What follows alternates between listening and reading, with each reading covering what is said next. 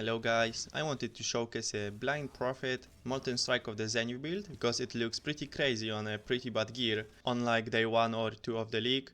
And as you can see, we have almost the 10 million DPS and pretty okay EHP. And as you can see, items are not that crazy. Some triple T3 elemental sword with attack speed. The rest of the gear is just armor evasion and some life. And I will talk about the gear later. We have the almost 10 million DPS without the point blank, but let's say that the point blank is working 100% of the time. So we are up to 13 million or almost 30 million. And when we turn on the tincture, we are going up to 20 million DPS.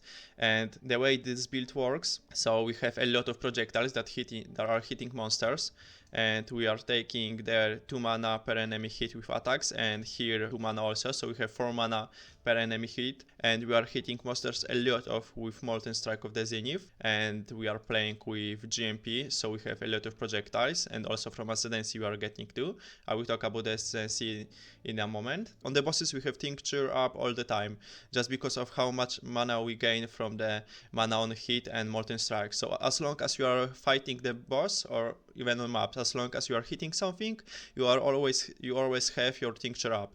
So that's at 20 million DPS with a pretty bad gear. And jewels are not that crazy, that's just double crit multi, and here we have some life and attack speed. Okay, and now going to the Ascendancy and why it's so good for the Molten Strike of the Zenith. The first point that we have to choose, we don't have any other option, but this point is really good because our base critical strike chance is 12%. So just let me show you, in POE, our sword, the river sword, has like 5% critical strike chance. So we are getting 7% flat critical strike chance just from this Ascendancy. And that's really strong because now to get 100% critical strike chance, we don't have to invest that much. So this node is really broken for early game. But downside of this node is that we are blinded, but we'll get rid of the blind using the Soul of Guru Khan from the Pantheon. So as you can see, there is stated that we cannot be blinded. So just when you get to the maps and upgrade this Pantheon to get the cannot be blinded. So this node is super strong. That's just the 12% base critical strike chance for weapons, and it's even better on something like two-handed sword because, as I told before, the river sword has like just 5% base critical strike chance, so that's really strong. Then we are going for this node, and it has 50% chance that the projectiles will return to us, and projectiles are fired into random directions. The second line doesn't really affect us because Molten Strike already fires projectiles in random directions, so it doesn't affect us. In normal case, you will be writing there something like 21, 22, something about 20, but because of the 50% to return, I'm stating it as 14 projectiles and hitting monsters, and not 10, just because of the next point that gives us skills fire to additional projectiles. And then the last point is the shapeless, and it's elusive on critical strike chance, and elusive is removed from you at 50% of the effect, and that's really good because elusive is a buff that at the 100% of its effect, it gives us 15% chance to avoid all damage and 30% increase movement speed. So, and it goes down until it gives us no bonuses. So this second line that elusive is removed from you at 50% is actually really good because you will always have at least 7% chance to avoid all damage and 15% increase movement speed. And then the elusive just ends and you get a new elusive because we are 100% crit capped and we are always critting, so we are perma at least 7% chance to avoid all damage and 50% increase movement speed. The only downside of this Ascendancy is that there are not really any nodes that make us more tanky, but the damage from this Ascendancy for Molten Strike is really crazy. And just to let you guys know why there is +40 to critical strike multiplier, is because of that they announced the small node and small passives for Blind Prophet gives us 10% to critical strike multiplier, and we will be grabbing 4 of them. That's why there is +40 to critical strike multiplier. And going to the defensive aspect of this build, so we have 4.5k HP. That's pretty okay for softcore, it's pretty high I would say. Also we got okay amount of evasion rating and armor, so that build is very comfy to play in maps. We have 100% spell suppression, we have some chaos resistances, and also we do have fortify, and some endurance charges. So 45 we are getting from the chest implicit, melee hits have some percent chance to fortify, and endurance charges we are getting from the discipline of unyielding, from the anoint on the amulet. That's this one, and it's very cheap anoint. And huge defensive layer of this build is the life gain on hit and life leech. We are grabbing this small cluster for some. We've got 4 life per enemy hit with attacks, and as I told before, Molten Strike hits enemies hundreds of times in like few seconds. So as long as you are hitting something, you are almost immortal if you don't get one-shotted. And then we've got 1% of attack damage leech as life and mana, and we have 10% of leech is instant. As you can see in POE, we've got over 1000 life on hit. So, and we are hitting over 5 times per second. So as long as you are hitting something, you should not die. For mapping, as long as you are hitting something or any bosses that can't one-shot you, you are just full life all the time.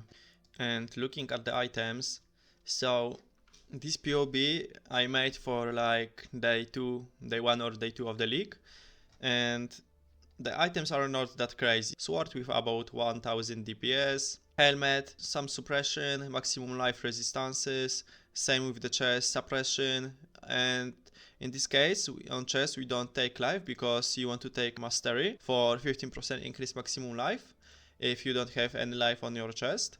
So you just want to have high armor and evasion, maybe some suppress and some additional physical damage reduction. And if you can't afford to get chest with maybe suppress or something, you can always go down there on the tree and for the 2 points grab 17% to suppress spell damage, and then you can just get some cheaper chest. And it's important to, on the implicit, get the melee hits have chance to fortify, because that's how we generate fortify for this build, and it's pretty huge for the defensive. 20% less damage taken from hits, so it's important to have a fortify. And at the gloves, for the implicits, you can go skill star, get 1 additional nearby enemies, or you can grab the gloves with rage on hit. So then you would have a little worse clear, but look at the damage, and then we'll have a 30 rage, so 30% more damage. And for the stats on gloves, life, attack speed, and damage while leeching craft. Then boots, suppress, some resistances, and we want to craft just to avoid being chilled. Also, as the Pantheon, we want to take Soul of the Brine King, so we are fully chill and freeze immune. Amulet, Unknown Discipline of Unyielding, as I told before, just to get the endurance charges, because it's pretty huge for our defensives. Then some attributes, I went with Strength, because this chest needs pretty high strength, 173. Life, global crit multi is nice for damage, and wet also nice for damage. Rings, some resistances, life, wet, and if you have a free prefix, you can craft non-channeling skills, have -7 to total mana costs. I don't think that's necessary, just because of how much mana we have on second. We have 171 mana on hit, and our mana cost is 20, but maybe you will have some lower mana or something. That's just for the quality of life, or just get this mod on one ring and you will be fine. Then belt, strength, resistances, life, and wet. And flask, actually we have permanent flask, just because of this mod that chance to gain a flask charge when you deal a critical strike, and we have 100% chance to crit. So these flasks are always up as long as you are hitting something.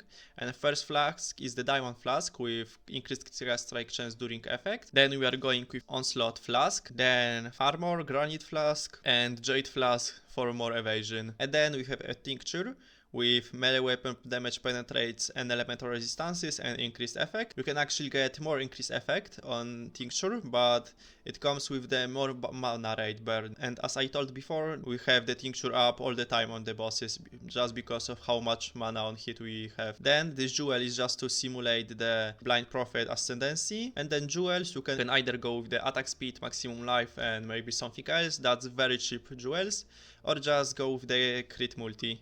Or of course you can get life, crit multi, attack speed on on one jewel, but that will be pretty expensive jewels. So you can go with some life and attack speed, or just the pure damage, so take then the crit multi. Okay, and going to the skills, so we are playing Molten Strike of the Zenith, supported with elemental damage with attacks, that's just the more damage.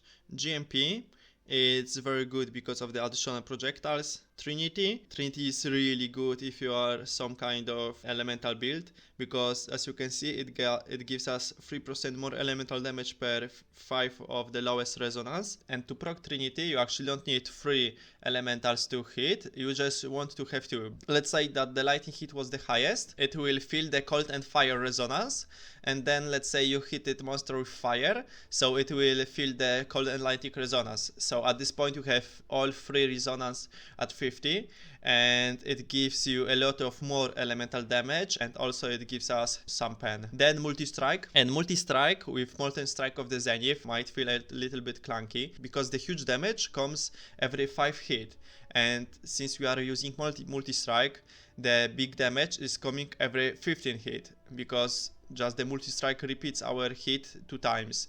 So every 15 hits you will get a very huge damage, but the 15th hit will be like 3 times the big damage from the Molten Strike. And then slower projectiles, just because you want to those projectiles land as close to us as possible to get even more damage, because the closer projectiles land to you, the more of them will hit the boss.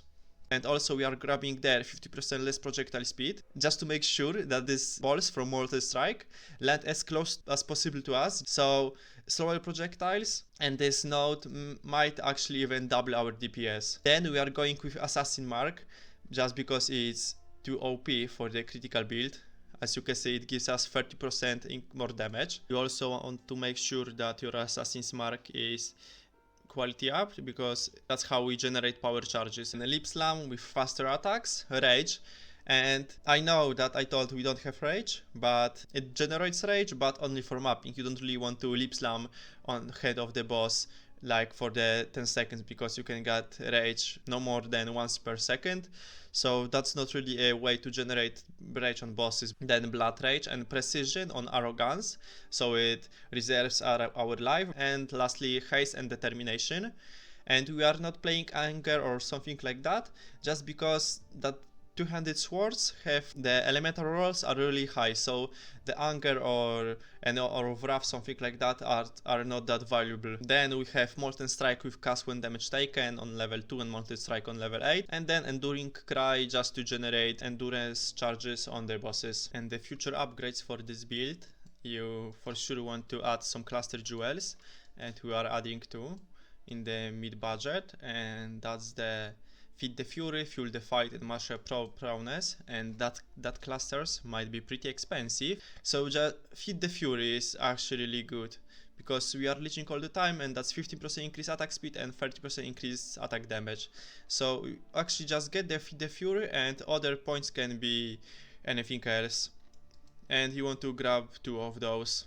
And gear changes a little bit. For sure you want to grab a better sword with higher rolls, but I think the rest of the gear is almost the same.